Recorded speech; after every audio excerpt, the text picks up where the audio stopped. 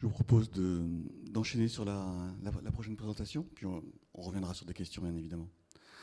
Donc, la deuxième présentation, en fait, traite d'un sujet très actuel là, dans toutes ces entreprises en pleine transformation vers le digital.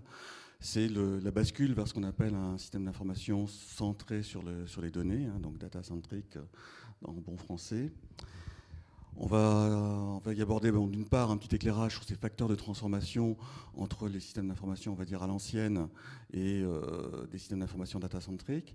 Et puis je vais faire un focus sur deux sujets. Il y a pas mal de sujets derrière les dimensions de systèmes d'information data-centric. Un focus sur le développement de la connaissance et le développement de structures d'architecture plus orientées sur les données. Et puis ensuite, un petit focus sur comment se matérialise aujourd'hui une architecture de partage des données, avant de conclure sur quelles sont les principales caractéristiques d'un système d'information data-centric. Là, les sources ici, c'est aussi des projets du club, hein, c'est un petit peu le propos qu'on a voulu donner à nos présentations. Un projet 2016 qui s'intitule « Vers un système d'information data-centric », hein, dont le sujet était de faire un état des lieux de ces transformations en cours dans les différents systèmes d'information des grandes organisations. Et puis un autre projet de 2015 sur les problématiques de big data, dont le projet était de clarifier finalement ce sujet qui est assez complexe. Et donc on s'est basé sur ces deux projets. Alors, quels sont les facteurs de transformation hein, pour transformer un système d'information classique vers un système d'information data-centric? Peut-être d'abord, qu'est-ce que c'est qu'un système d'information classique à l'ancienne? C'est ce qu'on a tous plus ou moins connu d'un côté ou de l'autre des écrans en tant qu'utilisateur ou du côté des directions de systèmes d'information, de systèmes d'information composés d'applications qui sont elles-mêmes porteuses de leurs propres données, qui ne sont pas forcément prêtes à les échanger si facilement que ça avec d'autres applications. Au-delà d'applications, on est dans le cadre d'une problématique de process, hein, quand même globalement depuis le début de la journée. Donc on parle d'un système d'information qui vient servir des process, mais avec quelques difficultés pour passer les informations d'une activité à une autre d'un processus, ou pour passer des informations d'un process à un autre qui serait connexe. Donc ce sont des systèmes d'information à l'ancienne, entre guillemets, basés sur ce qu'on appelle des silos, donc l'image est assez claire, des compartiments de données, et ces compartiments de données, on a un petit peu de mal à les faire échanger avec un autre compartiment de données vers d'autres utilisateurs. La transformation qui est en jeu aujourd'hui dans beaucoup d'entreprises, donc elle a pas mal de facteurs. D'une part, l'ouverture des métiers, des systèmes d'information sur l'environnement de l'entreprise. On revient là aussi à une grande problématique de process, hein. On est déjà depuis quelques années dans cette extension finalement des process avec la mise en œuvre de process étendus. Je pense par exemple à l'automobile où ces mouvements sont en marche depuis déjà pas mal de temps. Entre le cœur de l'entreprise automobile et ses fournisseurs, on a des process étendus et soutenus par du système d'information qui échangent de l'information. Disons que ces mouvements d'ouverture maintenant s'accélèrent dans tout un ensemble de secteurs économiques de la société. On a le développement de la réglementation qui s'accroît encore, et donc derrière cette réglementation, c'est de la maîtrise d'information, de la maîtrise d'information avec beaucoup plus d'exigences. On reviendra sur le sujet de la GDPR tout à l'heure, de la réglementation sur les données personnelles. On a aussi ces entreprises qui se positionnent vers une valorisation des données beaucoup plus forte par la capacité à créer des nouveaux modèles business sur des services de mise à disposition d'une information à valeur ajoutée. Et puis on a ce développement de nouveaux usages, de nouveaux outils sur les données. Bon, l'exemple même étant celui des analyses de type big data, par exemple, en termes d'analyse de marché. On en verra un exemple dans les slides suivants.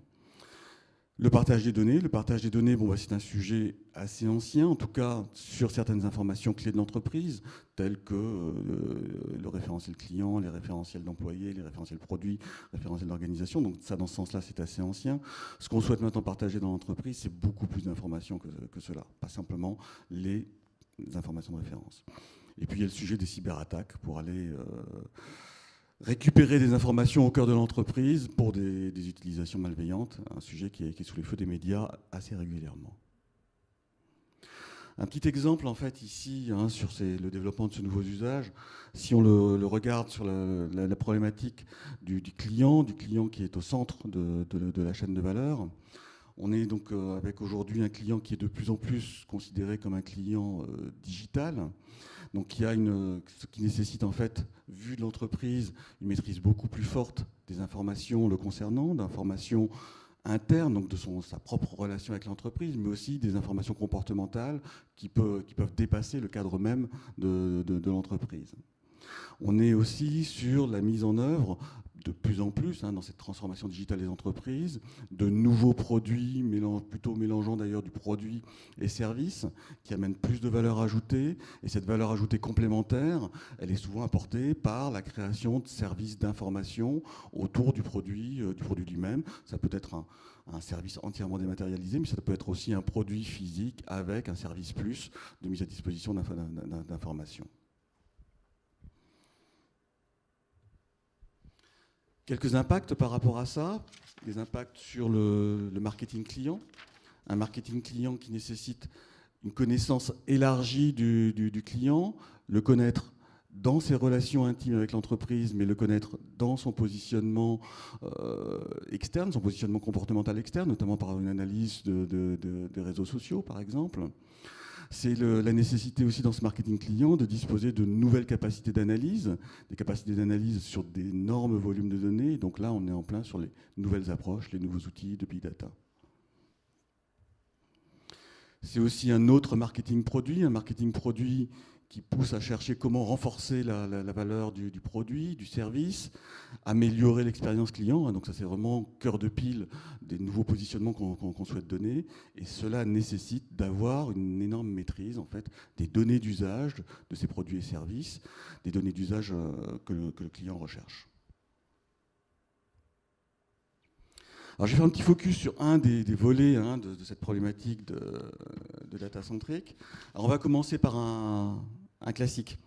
Un classique, c'est le modèle en couche sur les systèmes d'information. Donc, c'est un classique des représentations d'architecture d'entreprise.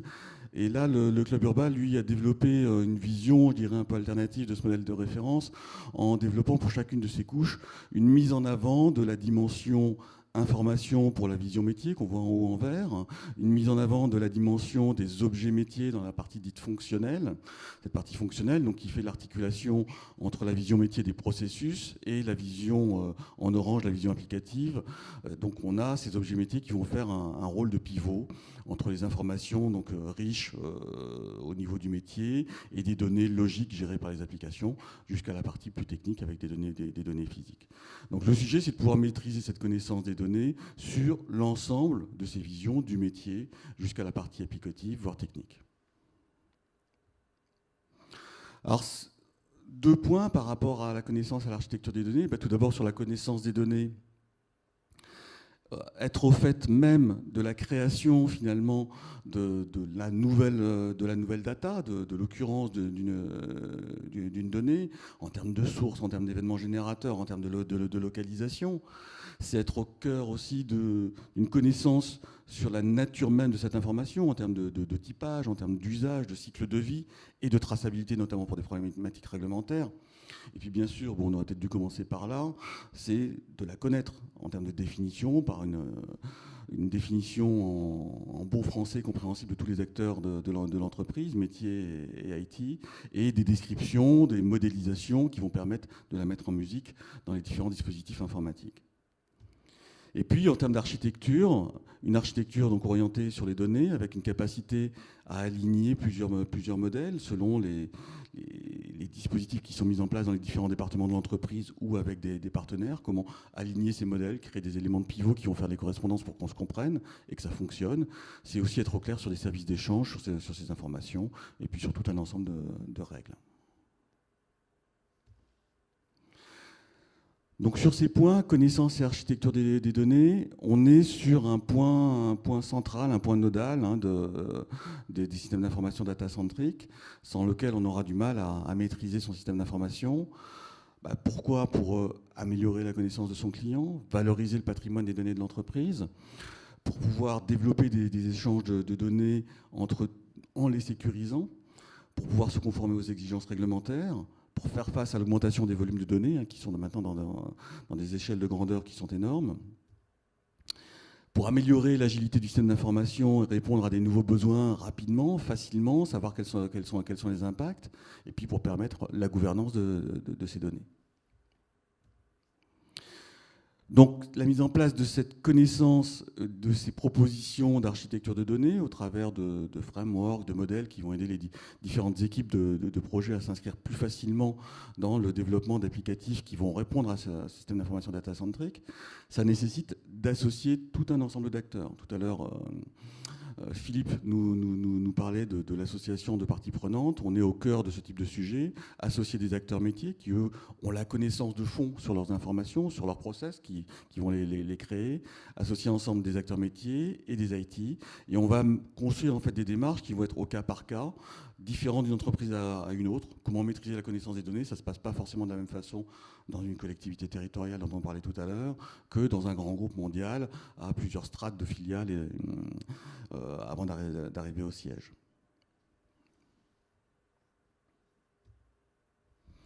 Alors, au-delà de ces fondamentaux sur la connaissance, sur des propositions d'architecture, qu'est-ce que ça veut dire aujourd'hui que de construire des architectures de partage de données dans les systèmes d'information actuels? Tout d'abord, revenons finalement sur ce qu'on appelle les systèmes d'information classiques, les systèmes d'information legacy dans le jargon habituel. Donc, comme je le disais en introduction, les systèmes d'information dont les données sont stockées sous forme de silos dans des bases de données relationnelles entre guillemets classiques, avec des accès à ces données qui se font par des échanges plutôt point à point avec chacune des applications qui gèrent les données dont on parle, et avec des données de référence qui sont directement accessibles et directement partageables en transversal, ce qui est déjà pas toujours si facile. On passe à un autre contexte aujourd'hui, un peu partout, un peu dans toutes les structures, publiques, privées, des besoins donc qui sont liés à la transformation numérique. Il faut pouvoir accéder directement aux données du système d'information historique. Il n'a pas disparu, il est là en sous-jacent, mais il faut maintenant donner d'autres capacités, je dirais, au-dessus de ce système d'information legacy. Il faut être capable d'intégrer des données de multiples sources, mais aussi qui proviennent de l'extérieur de l'entreprise.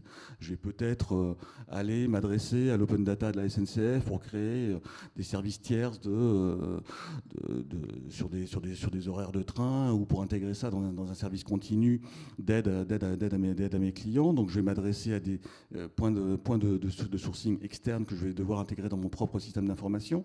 Je vais aussi chercher à garder mes données dans leur état natif, parce que finalement c'est l'état initial qui va me permettre finalement d'évoluer vers tout type de service derrière. Je ne vais pas finalement supprimer la donnée originelle pour me laisser toute latitude de l'analyser différemment demain ou de la mettre à disposition demain dans un autre service. J'ai souhaité traiter les choses quasiment en temps réel, donc c'est des contraintes techniques qui sont assez énormes, et je vais surtout garder une trace par rapport aux exigences réglementaires de tout ce que j'ai fait. Donc il faut que je puisse prévoir, ou plutôt sans les connaître d'ailleurs, permettre tout un ensemble d'usages qui vont évoluer dans le temps sans que je les connaisse dès aujourd'hui.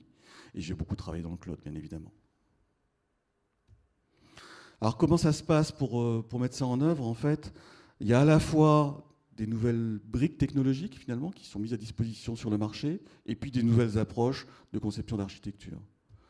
Alors on ne va pas rentrer dans le détail, mais si on prend une illustration rapide dans le cadre du big data, donc là on a un petit schéma là qui est dans l'origine est de synerzip.com, où on voit les grandes zones en fait des outils qui sont mis en œuvre dans une architecture big data. Alors tout au centre, on a tout un ensemble, c'est un petit catalogue en fait d'outils, ce schéma-là, tout un ensemble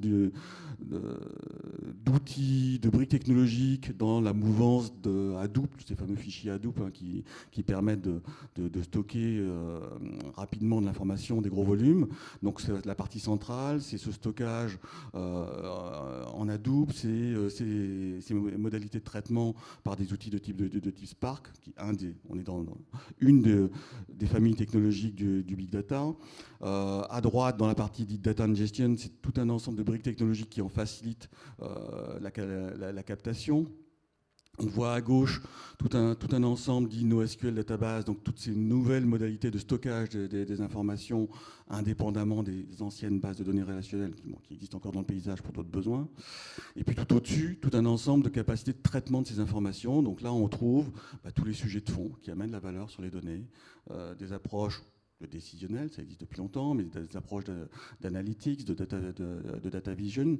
Donc tout un ensemble de nouveaux outils. On trouve les fameux produits tels que Tableau, ClickView, qui sont bien connus sur le marché. Donc le propos, c'est pas de passer en détail chacune de ces briques technologiques, c'est de prendre conscience de l'émergence de nouveaux outils techno qui permettent de faire des traitements qu'on n'était pas capable de faire il y a quelques années. Donc ça, c'est ce que je viens de commenter. Et par ailleurs, ces briques technologiques, elles se mettent en œuvre aussi dans d'autres schémas d'architecture. Donc là, il y a un exemple ici qui est celui de l'architecture flexible, qui est une proposition d'architecture qui est proposée par René Mandel d'Oresis. On est ici sur la création de plateformes de gestion de la data. Plateforme de gestion de la data, où on voit ici au centre là, tout un ensemble qui s'appelle Data et Events Hub, dans lequel je vais trouver à la fois donc, ce qu'on appelle des puits de données. Donc on est sur des notions qui vont jouer un rôle de concentrateur de données.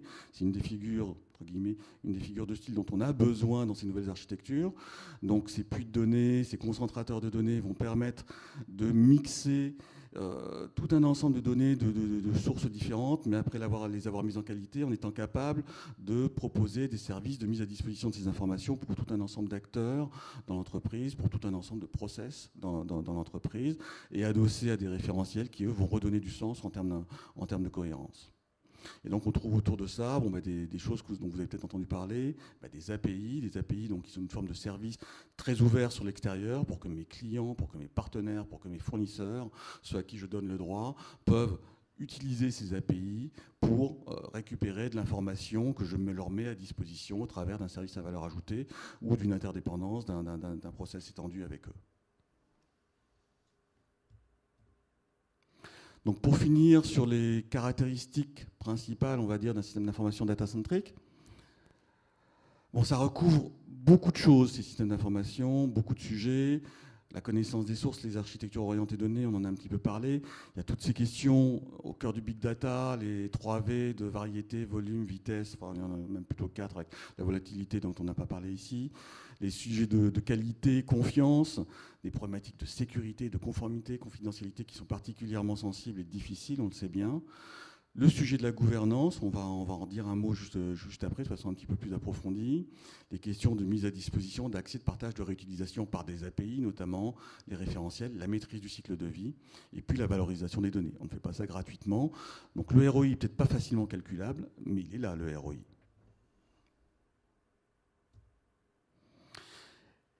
Et donc sur 5 points clés, on va dire, sur ces systèmes d'information data-centrique, 5 sujets clés. Le premier, c'est la gouvernance de la donnée, la capacité finalement à maîtriser entre les acteurs des prises de décision sur ce qu'on va faire, sur ce qu'on ne va pas faire, notamment pour permettre une valorisation et une maîtrise de la donnée entre les différents acteurs, que je sois sur une dimension front office orientée vers mes clients ou autre, que je sois sur des dimensions de back office, de maintenance maintenant par des approches là aussi de captation d'informations par de l'IoT et du traitement par du big data pour déceler mes failles plus rapidement. Donc, comment gouverner ça ? Une approche fonctionnelle qui était un petit peu le cœur de pile de l'ancienne architecture d'entreprise, qu'on appelait urbanisme, on va dire, anciennement, qui elle est mise en brèche, on va dire, parce que maintenant cette approche fonctionnelle, elle n'est plus au cœur du sujet. Il s'agit d'être plutôt capable d'avoir une approche centrée donc sur la donnée, avec des regroupements logiques de données. Alors, elle n'est pas mise à bas complètement, mais en tout cas, elle doit être complétée avec d'autres réflexions sur une autre structuration très orientée, mise en place de data platform. Et ça, c'est au cœur de pile. C'est à partir de ça que je vais pouvoir délivrer du service. Et puis, bien sûr, du découplage, de la subsidiarité, de la flexibilité, donc qui reste toujours en cœur de pile. Donc, un système d'information data-centrique, on peut le voir un peu comme un modèle, une vision applicable à tout système d'information. Le terme souverain, c'est au sens de parler du cœur un peu régalien de l'entreprise. La notion de système d'information étendue, c'est quand je regarde mon système d'information avec celui de mes partenaires, celui de mes fournisseurs, celui de mes grands clients, surtout quand je suis en B2B. Et c'est un système d'information qui tente à s'étendre à tout l'écosystème de l'entreprise. Donc vraiment, on sort des frontières de l'entreprise, mais ça pose aussi des questions. Où est-ce que je garde des frontières de sécurité, de confidentialité? Donc les sujets ne sont pas simples. Ouverture et protection, ouverture et sécurité, et poser des curseurs qui vont bien. Et donc le sujet suivant, ça sera un focus sur la partie gouvernance des données.